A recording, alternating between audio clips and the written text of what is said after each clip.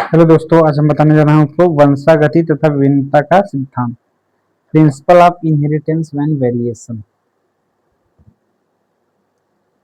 Principal of inheritance inheritance and variation. वंशागति तथा विभिन्नता का सिद्धांत। इसमें क्या पढ़ेंगे आप कि मतलब जो पेरेंट्स के कैरेक्टर है वो बच्चों में कैसे आते हैं, जो बच्चे पैदा हुए हैं उनमें कैसे जाते हैं। इसकी स्थापना सर्वप्रथम ग्रेगर जॉन मेंडल एक महान साइंटिस्ट ने किया था।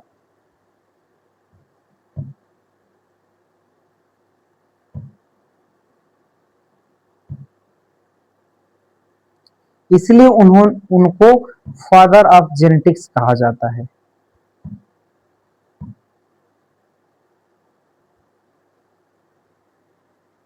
उन्होंने मटर के पौधे को एक्सपेरिमेंट किया था। मटर के पौधे के 7 जोड़ी लक्षणों को बनाया था, जैसे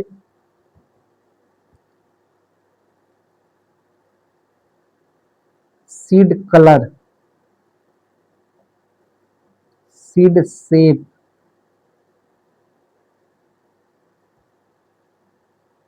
pod colour,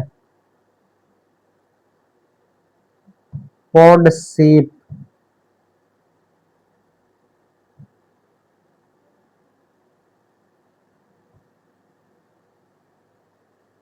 flower colour,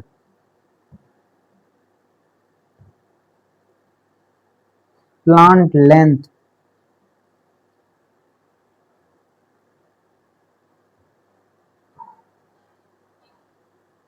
flower position.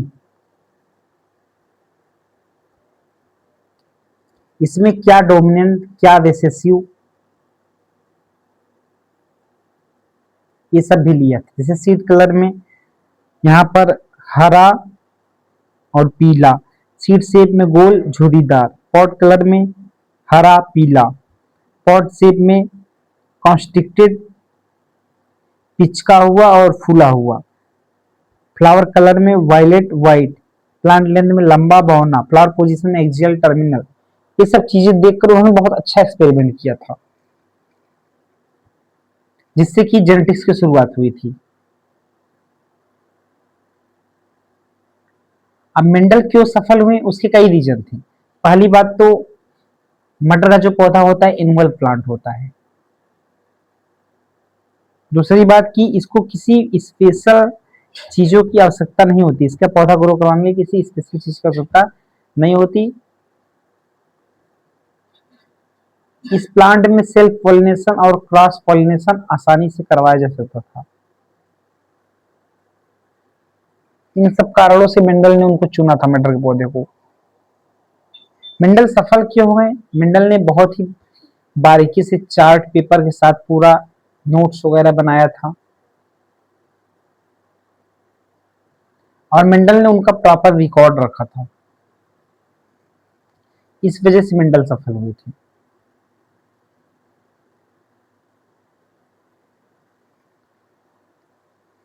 और इसमें उन्होंने कुछ शब्दावली प्रयोग बताई थी मेंडल ने, जैसे एलील और एलिलिज्म।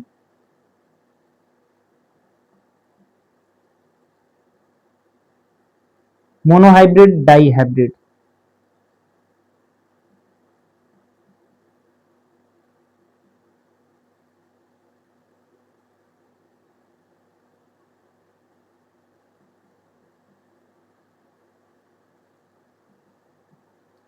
हाइब्रिड,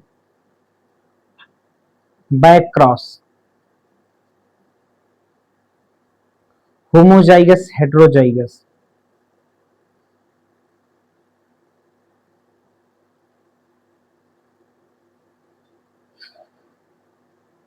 ऐसे ऐसी चीजें मेंडल ने बताई थी। ग्रेगर जॉन मेंडल ने जो क्रॉस कराया था,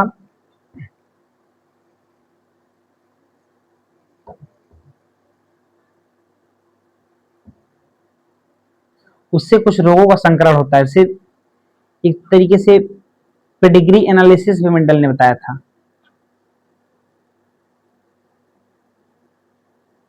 पेडिग्री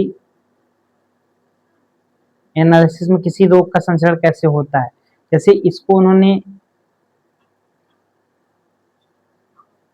मेल कहा और इसको इन्होंने फीमेल कहा,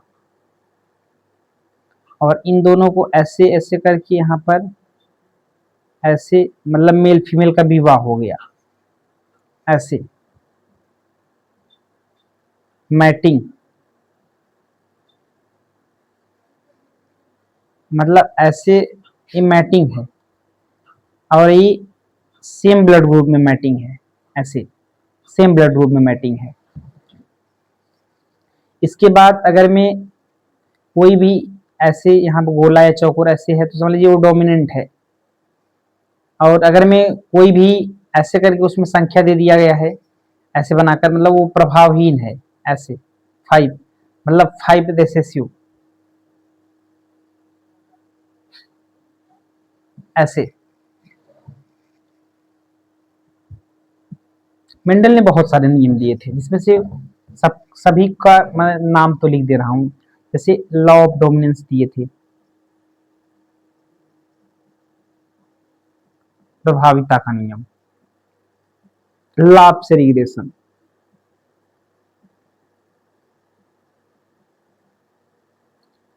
लॉ ऑफ इंडिपेंडेंट असॉर्टमेंट,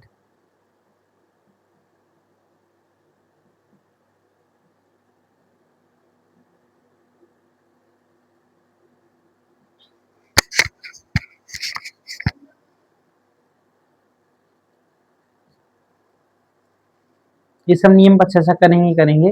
अभी देखिए मेंडल ने एक टर्म दिया था कोडोमिनेंस और इनकम्प्लीट डोमिनेंस।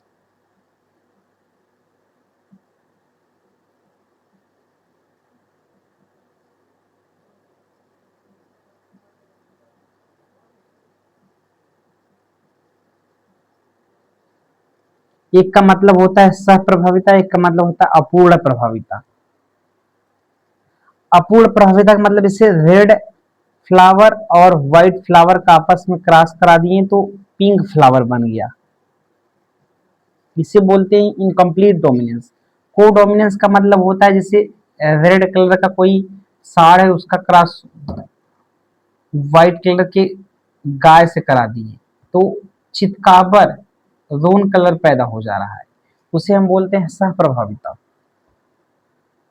इस तरीके से, और एक वर्ड मेंडल ने यहाँ पे linkage, Thomson Hunt Morgan, Mendel नहीं Thomson Hunt Morgan linkage word दे दिए। उसमें बताया गया कि जैसे जो जब दो जीन बहुत ही पास होते हैं तो वो दोनों जीन अगली पीढ़ी में एकदम साथ साथ होकर जाते हैं। ऐसे ही टर्म है recombination, पुनर्योगज।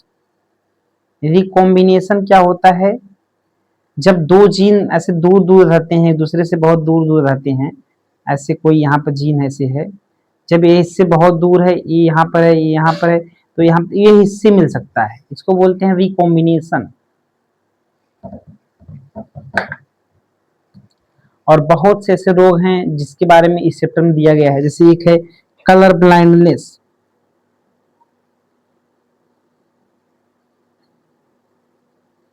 Haemophilia,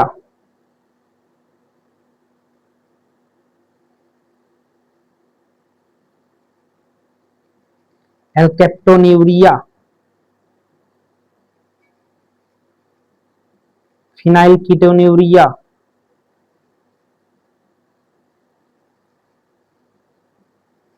बारबोडी, Down syndrome, Turner syndrome, Klinefelter syndrome, Patau syndrome, Down syndrome, ये तो हो गया ना।